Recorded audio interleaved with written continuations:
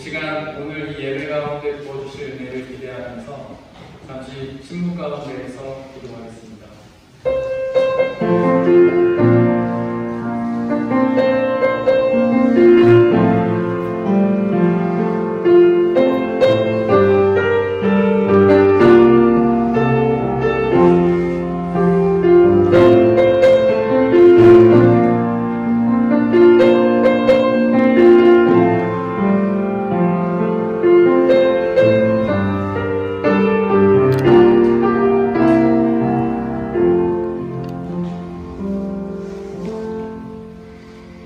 오늘은 성령 강림후 22번째 주일입니다. 성령 하나님은 우리 안에서 역사하시며 하나님의 구원을 알리시고 영원한 생명을 이루시는 하나님이십니다. 이 시간 그 성령의 충만함을 소망하며 하나님께 예배드리겠습니다. 모두 자리에서 일어나십시오.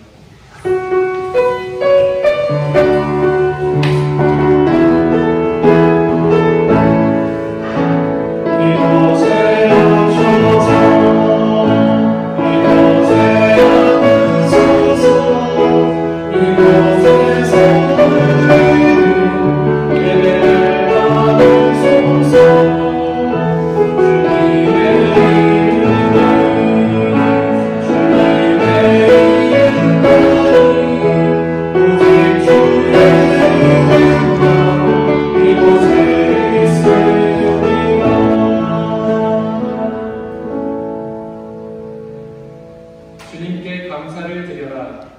그는 선하시며 그의 인자하심이 영원하다. 주님께 구원받은 사람들아, 대적의 손에서 구원받은 사람들아, 모두 주님께 감사를 드려라.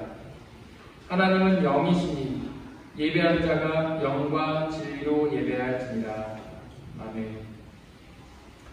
사도신경으로 우리의 신앙을 고백할 텐데 제가 입술로 고백할 테니 마음으로 함께 해주십시오. 나는 전능하신 아버지 하나님, 천지의 창조주를 믿습니다. 나는 그의 유일하신 아들, 우리 주 예수 그리스도를 믿습니다.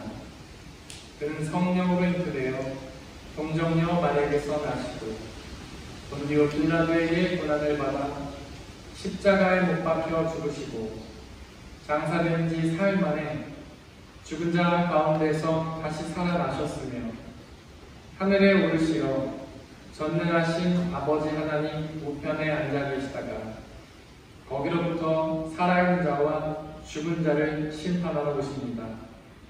나는 성령을 믿으며 거룩한 공회와 성도의 교제와 죄를 용서받는 것과 몸의 부활과 영생을 믿습니다. 아멘. Yeah.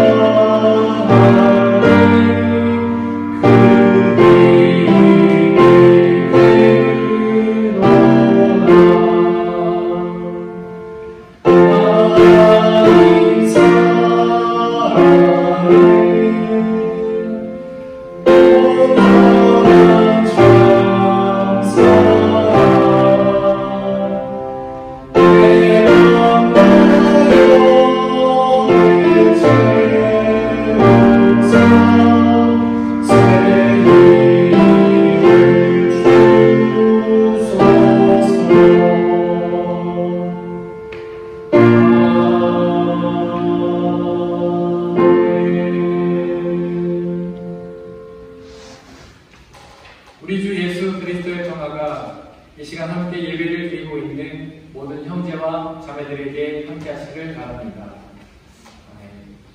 우리 주변에 계신 분들과 서로 눈인사로 평화의 인사를 나누고 자리하도록 하겠습니다. 주의 평화가 함께 하시길 바랍니다. 주의 평화가 함께 하시길 바랍니다. 주의 평화가 함께 하시길 바랍니다. 이 시간에는 김은영 집사님께서 저희를 대신해 기도해 주시겠습니다.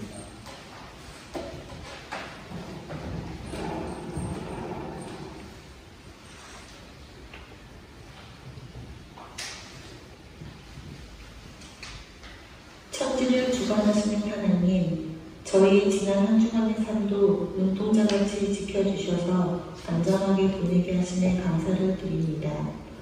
전 세계가 코로나로 어려운 시기를 보내고 있습니다.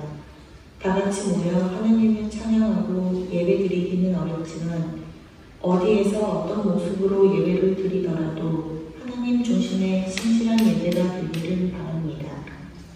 중앙교회 성도들을 위해 기도합니다. 이 힘든 시기에 개개인의 삶이 걱정되고 앞으로의 일에 대한 막막함도 있겠지만 그리스도인으로서 하나님 중심의 삶을 살아갈 수 있는 힘을 주시길 기도합니다. 소소한 것을 감사하며 세상 가운데서 예수님의 향기를 내는 저희가 되기를 간절히 바랍니다. 예배를 준비하는 손길들을 기억해 주시고 말씀을 전하시는 목사님께 늘 마음의 평안과 하나님의 축복이 함께하기를 기도합니다. 이 시간 드려지는 예배가 온전히 하나님만을 위한 예배가 되기를 원합니다. 하나님의 말씀에 따라 살아가기를 소망하는 저희 모두가 되기를 바라며 예수님 이름으로 기도했습니다. 아멘.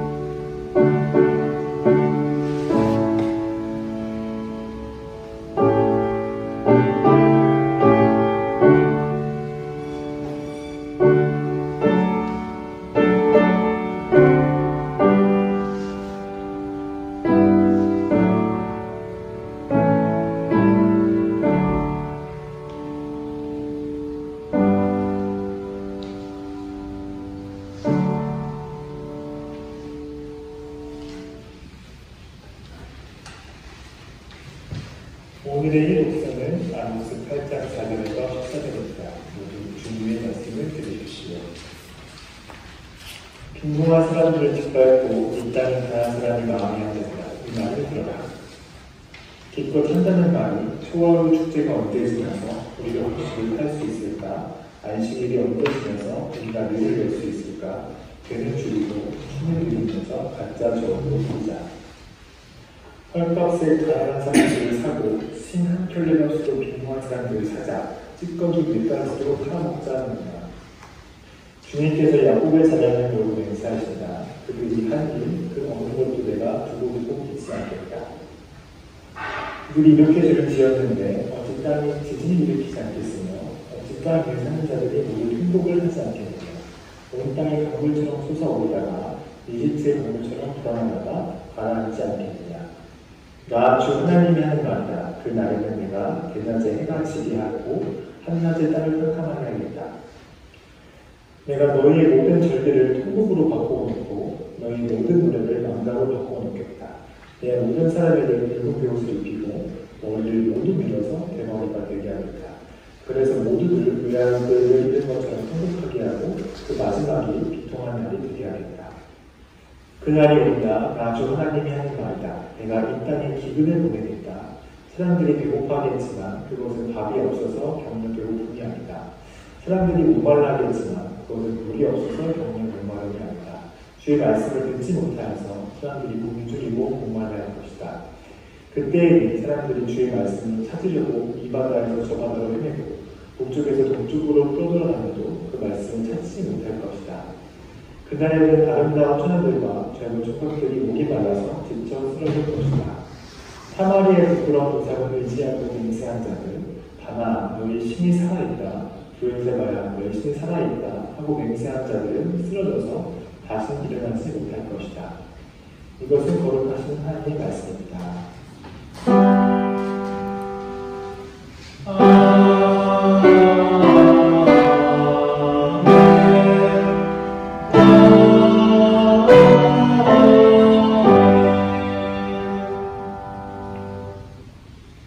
성시 교독할 텐데 제가 낭독할 테니 마음으로 함께 해주십시오. 하나님이여 나를 판단하시되 경건하지 아니한 나라에 대하여 내 송사를 변호하시며 간사하고 불의한 자에게서 나를 건지소서. 주는 나의 힘이 되신 하나님이시거늘 어찌하여 나를 버리셨나이까. 내가 어찌하여 원수의 억압으로 말미암아 슬프게 다니나이까. 주의 빛과 주의 진리를 보내시어 나를 인도하시고 주의 거룩한 산과 주께서 계시는 곳에 이르게 하소서. 그런즉 내가 하나님의 제단에 나아가 나의 큰 기쁨의 하나님께 이르리이다. 하나님이여 나의 하나님이여 내가 수금으로 주를 찬양하리이다. 내 영혼아 내가 어찌하여 낙심하며 어찌하여 내 속에서 불안해하는가. 너는 하나님께 소망을 두라. 그가 나타나 도우심으로 말미암아 내 하나님을 여전히 찬송하리로다. 아멘.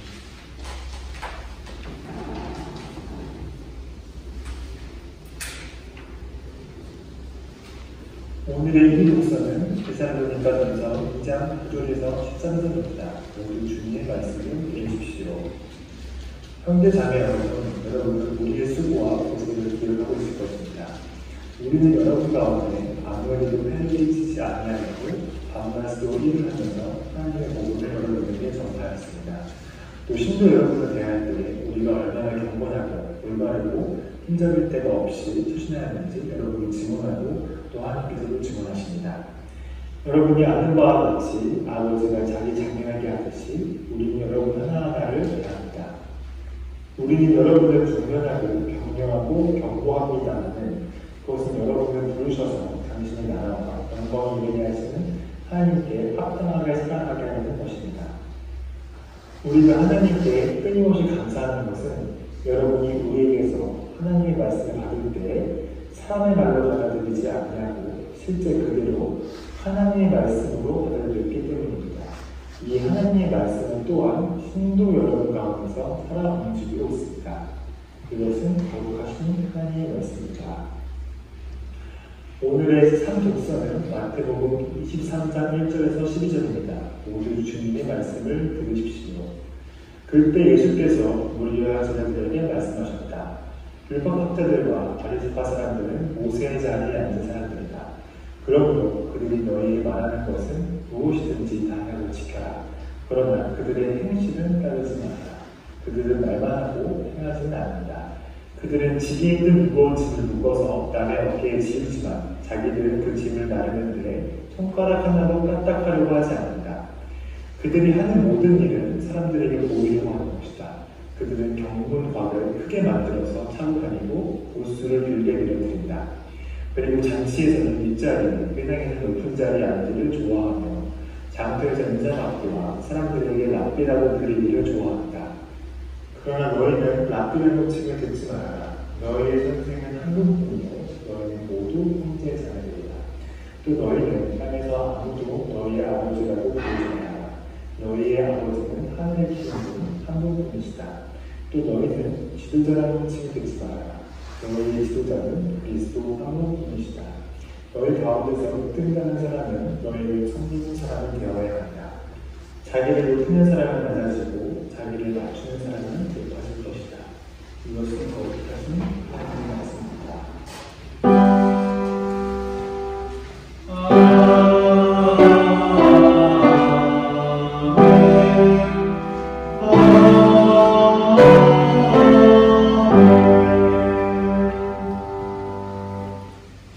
하루시아 성가대가 찬양으로 하나님께 영광 돌려주시겠습니다.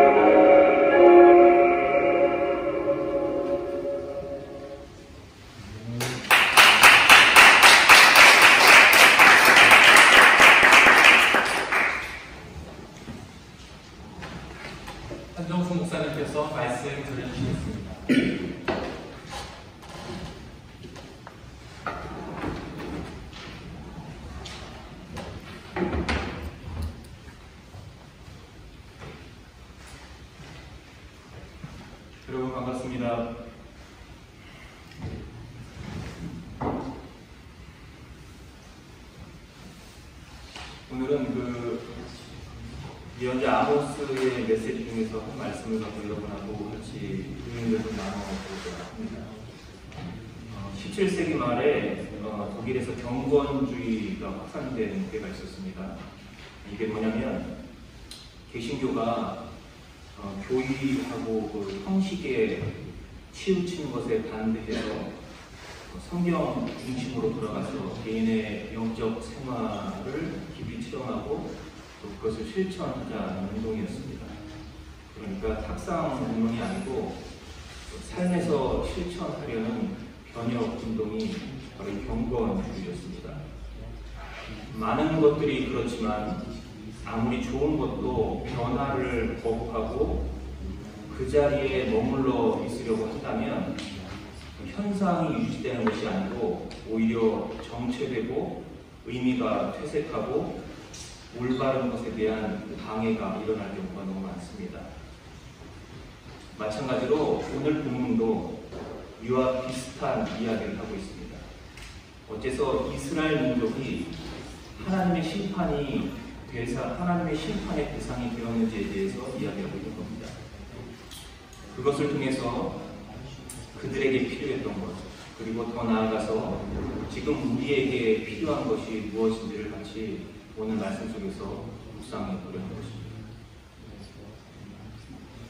여러분, 예언서에는 하나님의 백성에 대한 책망과 질책, 그리고 경고 등이 많이 등장합니다.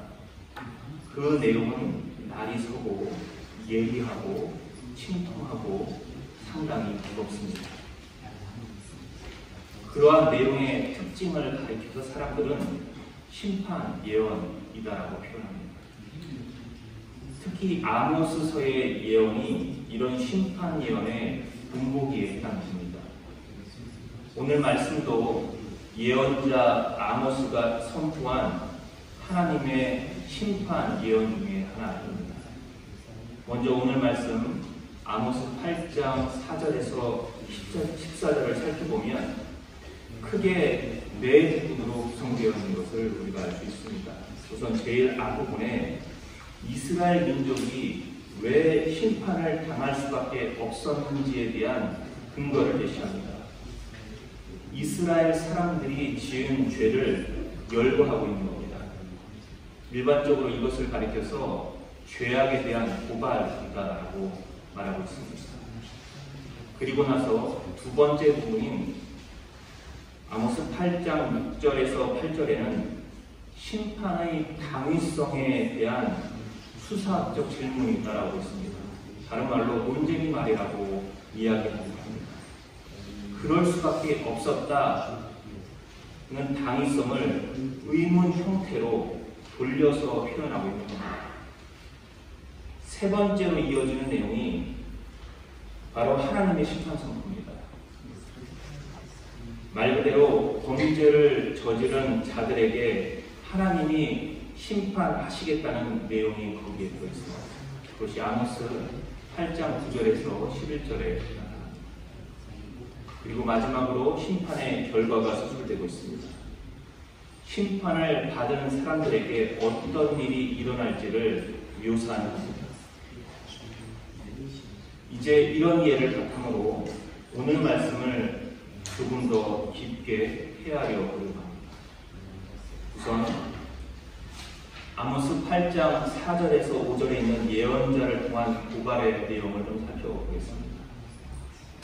심판의 대상인 이스라엘 사람들은 궁핍한 자를 짓밟았고 힘없는 자들을 망하게 하려고 했다라고 말하고 있습니다.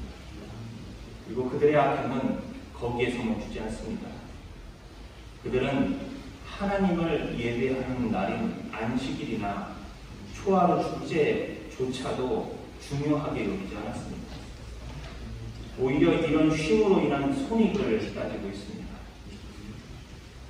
그들이 곡물을 팔지 못하고 이익을 얻지 못하는 것에 대해서 전전긍긍하는 모습이 드러납니다. 더 나아가서 저울의 무게를 속여서라도 어떻게든 수익을 내고 말겠다고 하는 그들의 악심이 적나라하게 들어갑니다. 가난한 자를 돈으로 사고 흰 한 컬레로 궁핍한 자를 사겠다고 말합니다. 사람의 가치보다 물질적인 이익이 앞서고 있음을 보여줍니다. 여러분, 여기에서 드는 생각이 무엇입니까? 어떤 생각이 드십니까?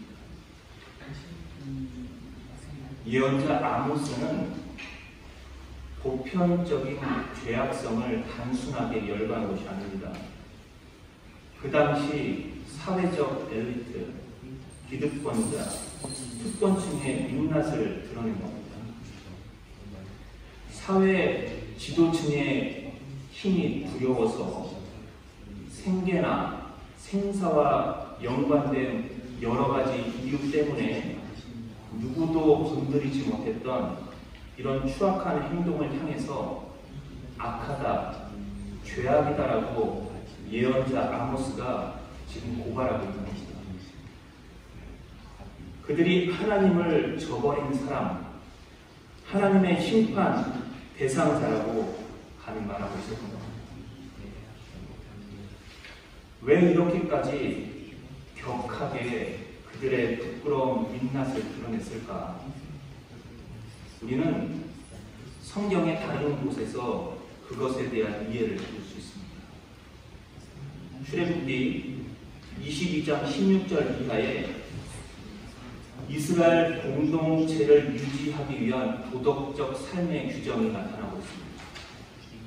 그 내용이 무엇이냐면 이방인을 학대하지 말고 과부와 고아를 괴롭히지 말고 가난한 자에게 빌려주었으면 추궁하지 말고 이웃의 저당 잡힌 옷을 해지기 전에는 돌려주어라 라는 내용이 거기에 등장합니다. 무슨 말이냐면 공동체 안에서 가장 약한 자들의 최소한의 삶, 최소한의 권리를 보장해 줘야 합니다. 그런데 제가 이 규정을 언급하는 이유는 오늘 말씀의 심판 대상자들이 책망받고 고발당하는 경우가 여기에 있기 때문에 그렇습니다. 한마디로 그들이 이 규정을 지키지 않았습니다. 그들은 하나님의 가르침보다 자신들의 이익을 먼저 생각했습니다.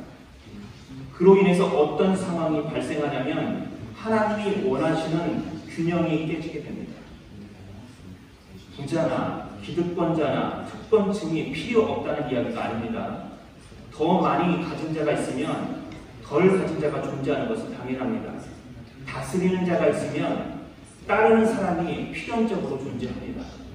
여기서 말하는 것은 그들 간의 조화와 균형을 유지하는 삶을 살아가느냐 그렇지 않느냐에 대한 이야기를 하고 있는 겁니다.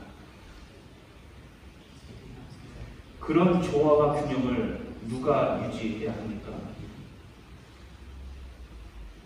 가진 자들이 그런 조화와 균형을 유지하기가 더 쉽습니다. 권력을 가진 자, 부를 가진 자, 지식을 가진 자 등이 그들에게 주어진 힘을 올바르게 사용하면 이런 조화를 유지하기에 용이합니다. 그런데 그 관심이 자기 자신에게만 향하고 자기가 소유한 힘에만 쏠리고 주의를 돌아보지 않게 된다면 그 관계가 무너지는 것은 필연적입니다. 이런 무너짐을 우리는 억압, 탄압, 부정부패, 비리, 악덕 등으로 표현할 수 있습니다. 더 나아가서 이런 조화와 균형의 균열은 가장 약한 곳에서부터 나타나기 시작합니다. 바로 가난한 자, 힘없는 자, 고아와 과부가 속한 자. 그래서 아모스는 그 부분을 지적하고 있는 겁니다. 하나님은 말씀하셨고 예언자는 경고했지만 그들은 그 말씀을 무시했다. 그들은 오늘 아모스가 고발하는 것처럼 자신들 중에서 가장 약한 이웃을 속이고 착취하는 행위를 일삼았습니다. 결국 하나님이 원했던 삶의 질서를 그들이 스스로 파멸로 이끌었고 누구도 언급하기 꺼려했던 그들의 부끄러운 죄악상을 예언자 아모스가 직선적으로 끄집어내서 죄를 범했다라고 선포했던 겁니다. 그 경고는 어떻게 바뀌었습니까? 오늘 읽었던 본문은 아모스 8장 9절 이하에 나타나고 있습니다. 바로 하나님의 심판 선포입니다. 이스라엘의 지도층은 결국 돌이키지 않았습니다. 다시 균형 잡힌 공동체를 만들기 위해 그들이 갖고 있는 힘을 사용하기보다는 그 힘으로 얻은 이익의 달콤함에서 헤어나오기를 거부했습니다.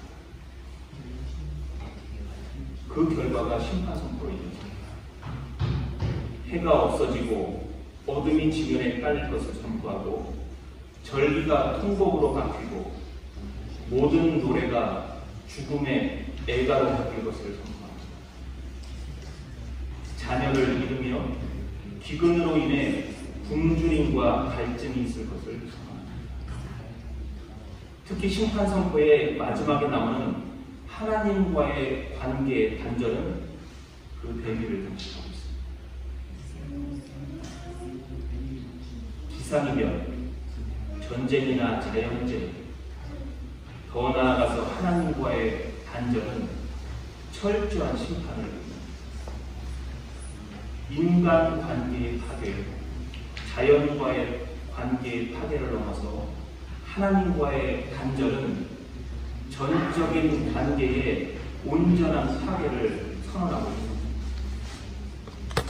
처절한 고난, 헤어나올 수 없는 절망을 의미합니다. 이것이 바로 하나님이 원하셨던 균형을 파괴한 결과의 선물이었습니다. 아무도 모르겠지. 힘없는 자들은 바랄 것도 없고 가난한 자들은 존재의 가치가 희미하기 때문에 어떤 영향도 없겠지라고 우습게 여겼던 그들의 행동이 부메랑이 되어서 어마어마한 대가로 그들 자신에게 돌아올 전형을 한 겁니다. 여러분, 우리의 관심은 단순히 여기에 멈추어서는 안 됩니다. 그 심판으로 인해서 어떤 결과가 그들에게 주어졌는지에 대해서 집중하도록 하겠습니다. 하나님과의 관계 단절이 의미하는 것은 하나님의 음성을 들을 수 없다는 결과를 초래합니다. 이 문제는 단순히 거기서 멈추는 것이 아니고 연쇄적인 반응으로 이어집니다.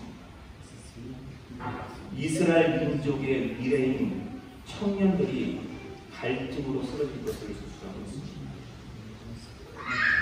힘의 균형에 대한 갈증, 지혜에 대한 갈증, 희망에 대한 갈증으로 좌절을 겪게 됨을 보여주고 있습니다. 젊은 층 속에서 희망의 부재를 표현하고 있는 겁니다. 이것은 이스라엘 민족 전체를 향한 암담한 미래를 의미합니다. 이미 하나님과의 관계가 끊어진 그들에겐 더 이상 희망이 없다라는 것을 보여줍니다. 여러분, 줄기에서 잘려나간 풍성한 잎도 그리고 아름다운 탐스러운 꽃이나 열매도 결국 줄기에서 잘려나갔기 때문에 시들어버리듯이 생명의 근원에서 끊긴 이스라엘 백성에게 남은 미래란 암담한 현실밖에 없다는 것을 보여줍니다. 지금 현재 모든 것을 소유하고 있는 것처럼 보여도 그것이 하나님과의 단절 속에 있는 것이라면 결국은 생명의 근원이신 하나님과의 단절 때문에 그들을 기다리고 있는 귀로는 죽음과 절망뿐이다라는 것을 선포합니다. 이것이 오늘 말씀에서 우리에게 들려주는 아모스의 목소리. 여러분, 물고기가 물 밖에 나와서 살 수 있습니까? 아직 팔딱거리고 입을 뻐끔거려도 물 밖에 나오는 물고기는 죽은 물고기와 별반 다름이 없습니다. 이미 그 생명의 근원인 물로부터 떨어져 나왔기 때문입니다. 살아있지만 더 이상 살아있지 않은 상당한 암담한 상태의 겁니다. 여러분, 심장이 멈춘 사람이 살아있다고 할 수 있습니까?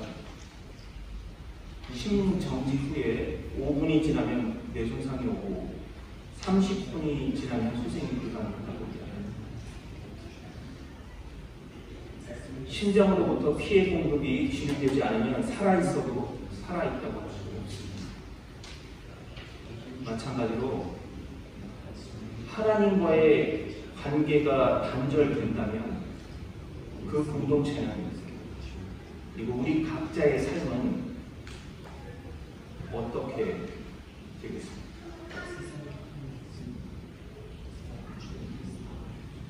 아무튼 희망 없음이라고 단언하고 있습니다. 그렇다면 우리는 하나님과의 관계를 지속하기 위해서, 혹은 끊겼던 하나님과의 관계를 회복하기 위해서 무엇을 해야 하겠습니까? 신약 성경 누가복음 10장 25절 이하에 선한 사마리아인에 대한 이야기가 나옵니다. 이 이야기는 이렇게 시작됩니다. 한 사람이 예루살렘으로부터 여리고로 내려가다가 강도를 만났습니다. 그는 모든 것을 뺏기고 거의 죽게 된 채로 버려졌습니다. 그때 그의 곁으로 몇몇의 사람들이 지나갔습니다. 먼저 사회적으로 인정받았던 제사장이 지나가고, 그 다음에 레위인이 그 사람 앞을 차례차례 지나갔습니다. 하지만 그들은 이 강도 만난 사람을 도와주지 않았습니다. 오히려 그 사람을 보고 피해서 지나갔다라고 기록하고 있습니다. 그들 뒤에 지나가던 사마리아 사람은 강도 만난 사람을 보고 측은한 마음을 들고 그를 치유해주고 자신의 숙소로 데리고 가서 돌보아 주었습니다. 그리고 나서 숙소의 주인에게 강도 만났던 사람을 잘 돌봐달라고 부탁했습니다. 더불어서 만약 비용이 더 들게 된다면 나중에 자신이 부담하겠다는 말과 함께 이 이야기는 끝을 맺고 있습니다. 그리고 여기서 예수님은 질문합니다.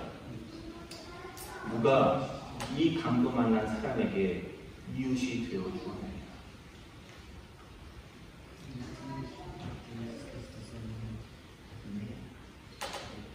사랑하는 성도 여러분, 여기에 어떤 사람들이 등장하고 있습니까?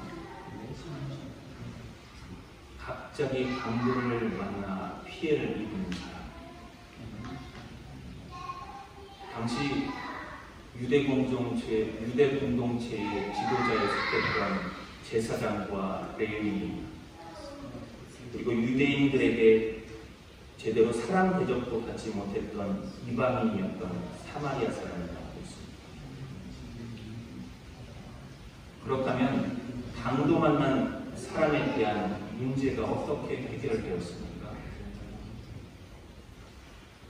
이런 문제가 발생했을 경우에 일반적으로 그 사회의 지도층에 속하는 사람들이 문제를 해결하기가 상당히 쉽습니다. 우리도 이 이야기에서 실망을 하게 되는 이유 중에 하나가 무엇이냐면 바로 그런 부류에 속했던 제사장이나 레위인이 거기서 어떤 역할도 하지 않았기 때문에 그렇습니다. 오히려 멸시의 대상이었던 사마리아인이 그 강도 만난 사람을 도와줬습니다. 물론 핑계거리가 없었던 것은 아닙니다. 왜냐하면 그들의 율법이 죽은 사람은 정결하지 못하기 때문에 가까이 하지 말라고 명령하고 있기 때문에 그렇습니다. 혹시나 그 강도 만난 사람을 돕다가 그가 죽으면 그 부정함으로 인해서 자기 자신들도 부정해질 수 있다고 여겼기 때문에 제사장과 레위인은 부득불 그 사람을 그냥 지나갈 수밖에 없었다는 거예요. 여러분, 이 생각에 여러분은 동의하십니까? 제가 보기에는 핑계입니다.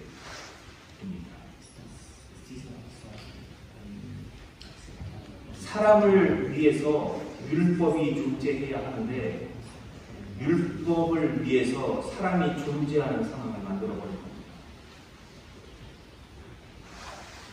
주객이 전도되는 상황입니다.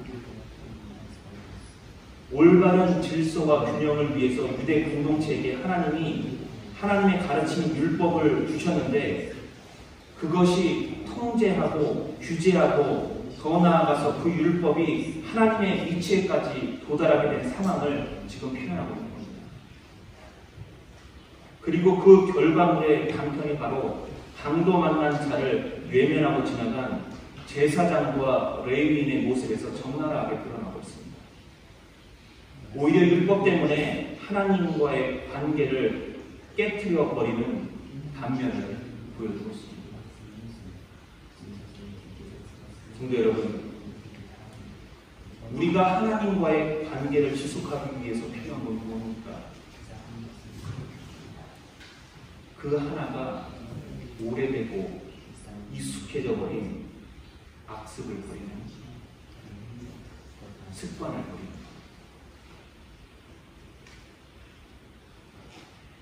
그게 관례입니다. 지금까지 그렇게 해왔습니다. 이런 수식어로 우리가 속한 공동체를, 사람과의 관계를 참 곤란하게 만들지 않았습니다. 제가 처음 유학을 나왔을 때 많이 들었던 얘기가 뭐냐면 하더라 통신입니다. 하더라 통신. 그 교수님은 한국 제자를 안 받는다더라. 그 학교는 외국인에게 장학금 신청을 못하게 한다.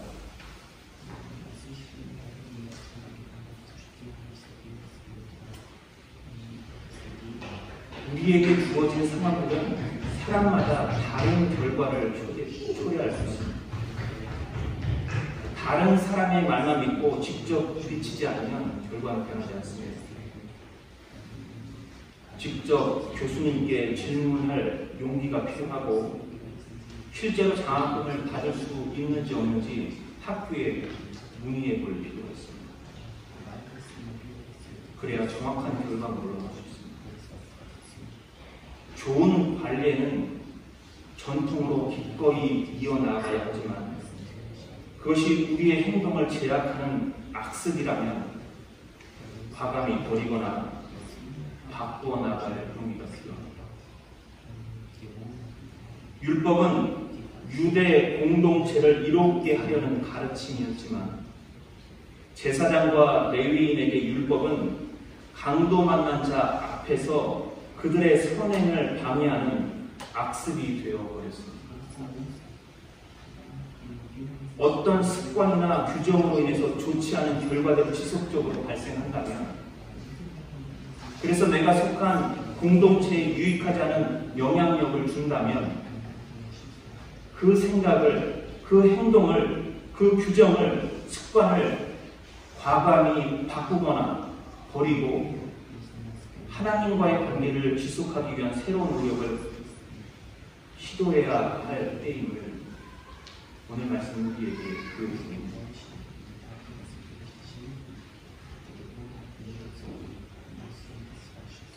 이렇듯 하나님과의 올바른 관계를 지속하기 위한 또 하나의 중요한 노력은 균형과 조화로운 삶을 유지하는 겁니다. 아모스는 이스라엘 공동체의 지도층이 범했던 과실을 고발하면서 그들의 범죄로 인해 발생한 균열과 억압을 지적했습니다. 마찬가지로 균형 잡힌 삶을 지속하기 위해 지금 우리에게 필요한 것이 무엇인지를 살필 필요가 있습니다. 있는 곳에서 없는 곳으로, 소유하고 있는 곳에서 부족한 쪽으로 흘려 보내야 하는 삶의 균형이 필요합니다. 강도 만난 자는 사마리아인의 도움으로 다시금 회복할 수 있습니다. 갓 태어난 아이에게 엄마의 존재는 가장 나약한 시기에 최고의 도움의 손길이고 안정을 가져다 주는 역할을 합니다. 처음 신앙을 접한 사람들에게 신앙의 선배로서 교역자나 직분자들의 역할은 신앙인으로의 균형 잡힌 삶을 살아가게 만들어줍니다. 그런데 만약 게으름 때문에 핑계로 의도적인 악한 마음으로 도움이 필요한 곳에, 영양이 부족한 곳에 나의 재능을 제대로 보태지 않는다면 거기에 균열이 생기고 생체기가 나고 굶어서 균형을 무너뜨리는 심각한 상황에까지 이를 수 있다는 것을 기억해야 합니다. 우리 스스로가 이 역할을 감당했을 때 비로소 내 주변에서 조금씩 변화가 생기고 균형과 조화를 이루어 나가게 됩니다. 작게는 나 자신에게서, 이건 내가 속한 가정에서, 좀 더 넓게는 사회 공동체나 내가 속한 신앙 공동체에서 그 변화의 시작을 이루어낼 수 있습니다. 그런 의미에서 여기 강도 만난 사람에게 누가 도움을 주었습니까? 그의 이웃은 누구였습니까? 도움을 준 사람은 같은 공동체에 속했던 제사장이나 레위인이 아니고 이방인이었던 사마리아 사람이었습니다. 유다 신앙 공동체에 속하지 않았던 사마리아인이 지금 이 강도 만난 사람에게 도움의 손길을 뻗고 있었습니다. 아무도 관심을 두지 않았던 이방인이 오히려 하나님의 질서를 유지하는 데 커다란 역할을 감당했습니다. 사랑하는 성도 여러분, 아무리 성경이 가난한 사람, 불쌍한 사람, 고아나 바보, 약자들을 도와주어야 한다고 정의를 내려도 내가 지금 그들을 도와주고 있지 않다면 나는 그들의 이웃이 아니다. 전혀 상관이 없습니다. 아무리 입으로 그들을 도와주어야 한다고 열변을 토해도 내 호주머니에서 한 푼도 나가지 않으면 나는 그들과 무관한 사람입니다. 그곳에서 나를 통해 어떤 하나님의 역사도 이루어지지 않는 겁니다. 다시 말하면 거기에 나를 통한 균형과 조화의 역사, 하나님이 원하시는 균형 잡힌 삶을 살아가는 역사는 이루어지지 않습니다. 부끄럽지만 내가 그 당시 가해자였던 유대 지도층의 위치에 서 있다. 힘없고 연약한 자를 짓밟았던 이스라엘 사회 지도층을 향한 예언자 아모스의 책망의 소리가 지금 우리를 향하여 쏟아질 수 있습니다. 성도 여러분, 이제 다시 한번 이스라엘 사람들에게 선포되었던 심판 메시지를 통해서 오늘 말씀을 정리해보고자 합니다. 아모스를 통해서 이루어진 책망과 고발은 자신들이 갖고 있는 힘을 남용한 자들에 대한 하나님의 경고로 이해할 수 있습니다. 그들의 행동은 하나님이 만들어 놓으신 질서를 파괴하는 행위였고 균형을 무너뜨리는 행동이었습니다. 그 결과는 무엇입니까? 아모스를 통해서 이루어진 심판 선포였습니다. 그것은 인간 관계의 파괴, 자연과의 관계의 파괴, 더 나아가서 하나님과의 관계 단절을 의미했습니다. 이로 인해서 그들이 얻을 수 있는 것은 희망 없음, 오직 파멸뿐이었습니다. 여기서 우리의 삶을 한번 돌아볼 필요가 있습니다. 혹시나 우리가 그 책망과 질책의 자리에 있지는 않은지, 우리도 동일하게 그런 과오를 범하고 있지는 않은지 우리 자신을 한번 돌아볼 필요가 있습니다. 더 나아가서 지금 우리가 해야 할 일을 살펴보아야 합니다. 하나님의 나라, 균형 잡힌 삶, 질서의 회복을 위해서 내가 할 수 있는 것, 나의 능력을 흘려보내야 할 것은 어디인지 찾아보아야 합니다. 있는 곳에서 없는 곳으로, 소유한 곳에서 부족한 곳으로, 도움이 필요한 곳으로 우리의 역량을 나눠주어야 합니다. 이것이 신앙인 우리를 하나님과 더욱 친밀하게 유지시켜 줍니다. 이 관계가 우리의 삶을 좌절과 실패가 아닌 극복과 회복, 희망으로 이끌어가게 해줍니다.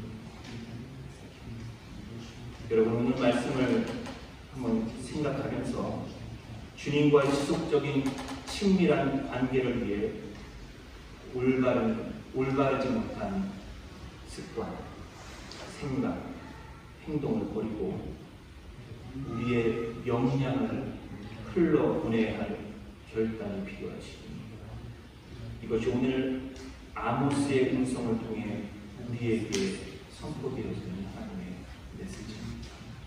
잠깐 들어보겠습니다. 하나님 감사합니다. 아모스를 통해 이스라엘 민족에게 선포되었던 하나님의 심판 선포가 우리 시대에 이 시대를 살아가고 있는 우리에게 또한 선포되고 있지는 않은지 우리 자신을 돌아보게 하여 주시옵소서. 하나님이 원하시는 질서의 회복을 위해서 우리가 해야 될 일을 하지 않고 있는지, 또는 그것을 위해서 우리는 무엇을 하고 있는지를 고민하며 살아가게 인도하여 주시옵소서. 가장 적절한 곳에 적절한 능력을 행사할 수 있도록 준비되게 하시고 그곳에서 하나님의 영향을 드러내게 하여 주시옵소서. 감사합니다. 예수 그리스도의 이름으로 기도드립니다.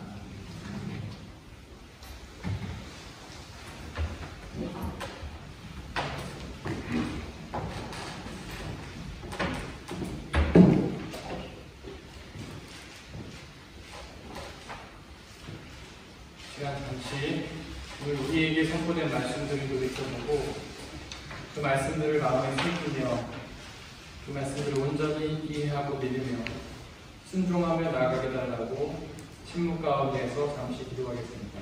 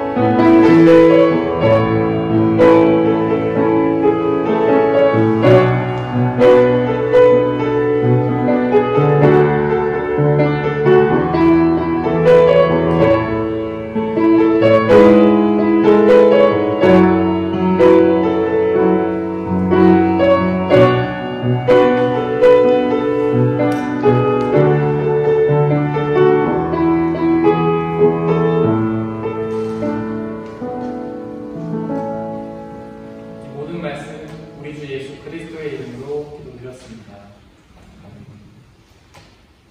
주님이 갖춰준 기도로 기도할 텐데 제가 기도할 테니 마음으로 함께해 주십시오.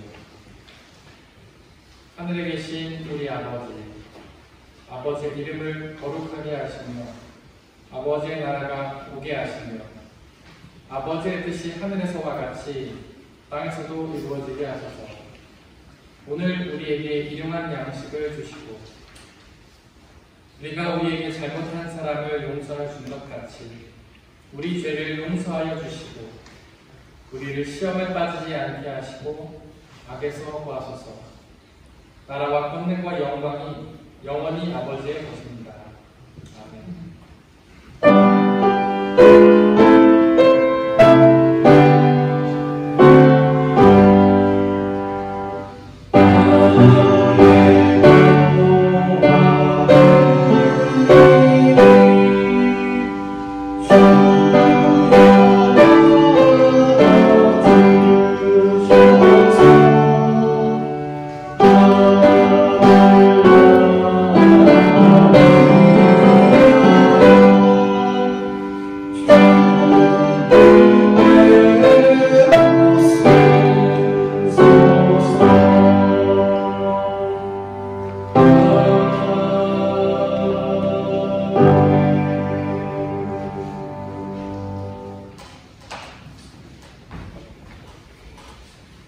사랑하는 형제 자매 여러분들, 이제 여러분들을 성찬 예식으로 초대합니다. 성찬 예식은 하나님 나라 백성들의 기쁨의 잔치입니다.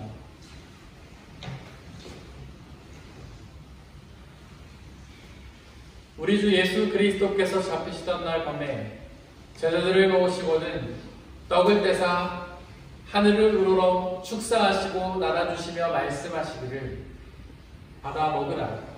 이것은 너희에게 주는 내 몸이니라. 이것을 행하여 나를 기억하라.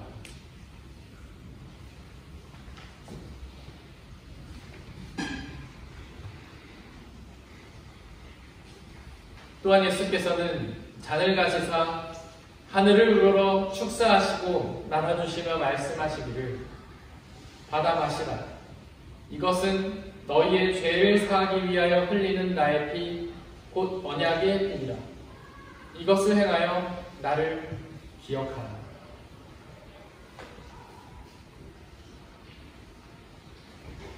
우리 아버지 되신 하나님, 이 시간 간절히 기도하오니 당신의 영이신 성령 하나님을 이 떡과 포도주에 보내주시사 또한 함께 예배를 드리고 있는 모든 형제와 자매들에게 함께하여 주시사 우리가 이것을 먹고 마실 때마다 주께서 살아계셔서 우리와 함께 계심을 기억하고 믿게 하여 주옵소서. 또한 이 한 떡과 포도주를 나눠 먹는 모든 사람들이 주님 안에 한 형제요 자매임을 기억하게 하여 주옵소서. 또한 이것을 주님이 다시 오시는 그날까지 행하며 그날에 있을 구원과 영원한 생명을 소망하며 살아가게 하여 주옵소서. 이 시간 우리 주님께서는 저와 여러분들을 주님의 식탁으로 초대하십니다.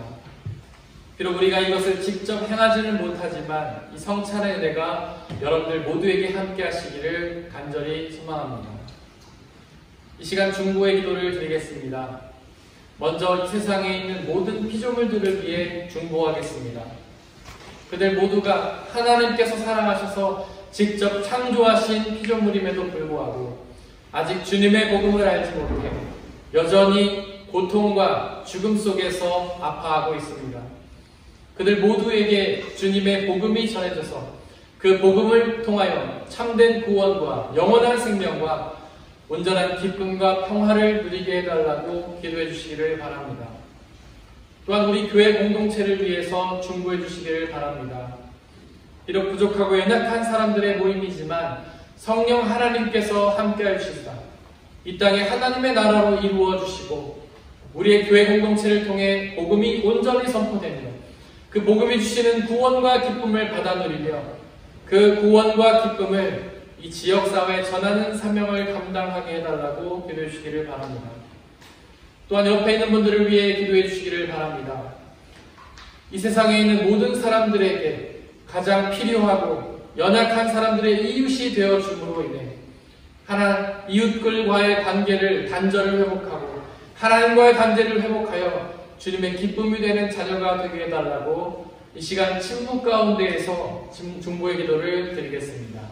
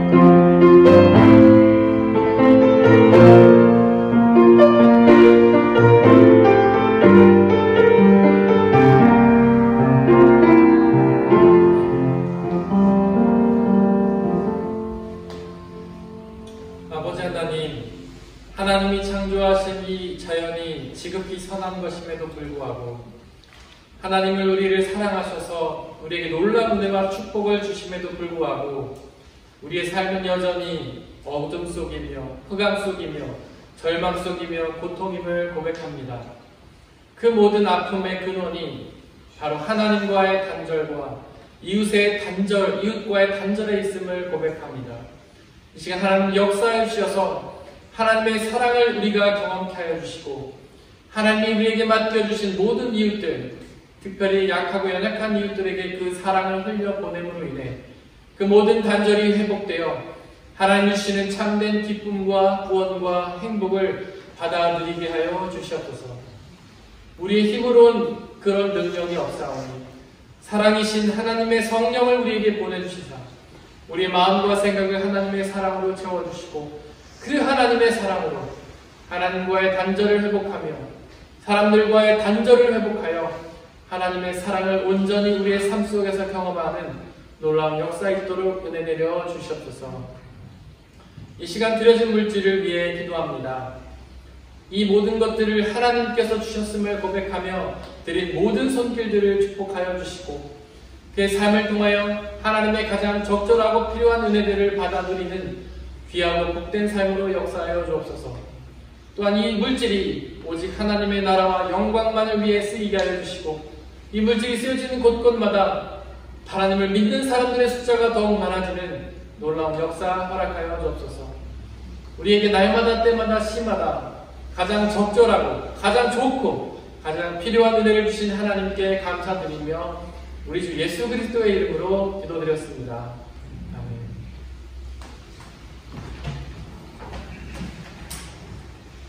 우리 예수님의 이름으로 예배에 참석하신 모든 분들을 진심으로 환영합니다. 우리 옆에 있는 분들에게 환영의 박수를 드리도록 하겠습니다.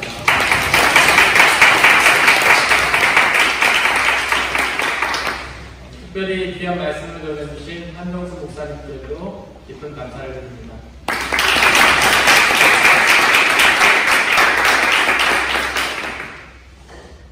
안타깝게 안타깝게도 여러분들이 잘 아시겠지만 내일부터 한 달간 강화된 방역수칙이 시작이 되었습니다. 록다운이 시작이 되었습니다. 그럼에도 불구하고 저희가 하나님 앞에 이렇게 모여서 예배를 드릴 수 있도록 해주신 하나님께 감사를 드리고요. 이 기간 동안 어렵고 힘든 분들이 많이 계시겠지만 하나님께서 또한 좋은 것으로 인도해 주시기를 믿으면서 좌절하고 낙심하기보다는 기쁨으로 살아가신 여러분들이 되시기를 바랍니다. 꼭 현장에서 드리는 예배만 하나님이 받으신다고 생각하지는 않습니다. 여러분들이 어느 곳에서 어떤 모습으로 예배를 드리시든지 마음속에서 하나님을 기억하면서 높여드리면 기뻐 받으실 줄 믿습니다. 여러분들이 상황을 보시고 여러분께서 편한 곳에서 편한 방법으로 예배를 드리시면 될 것 같습니다.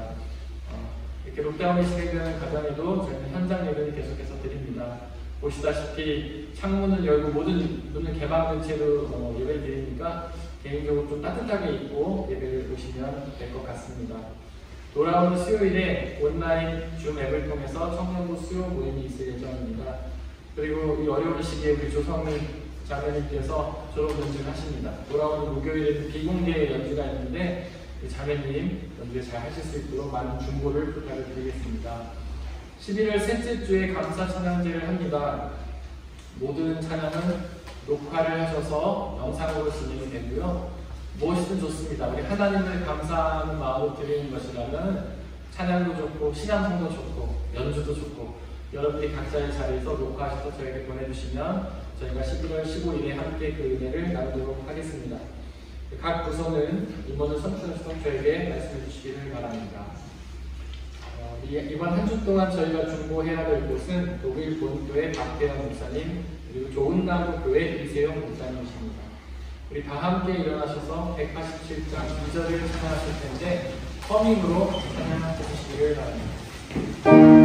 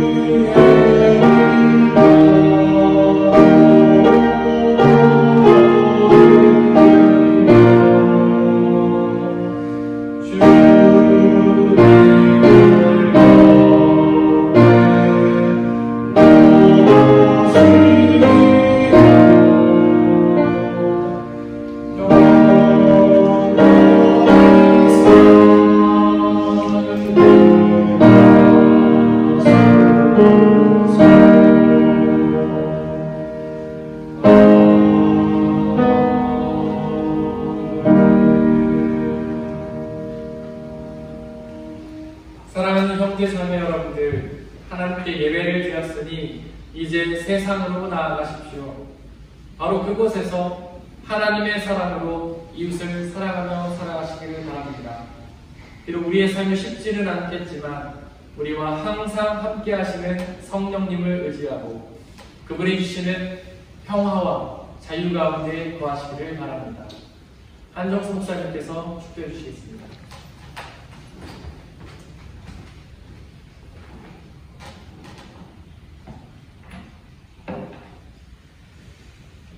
기도하겠습니다.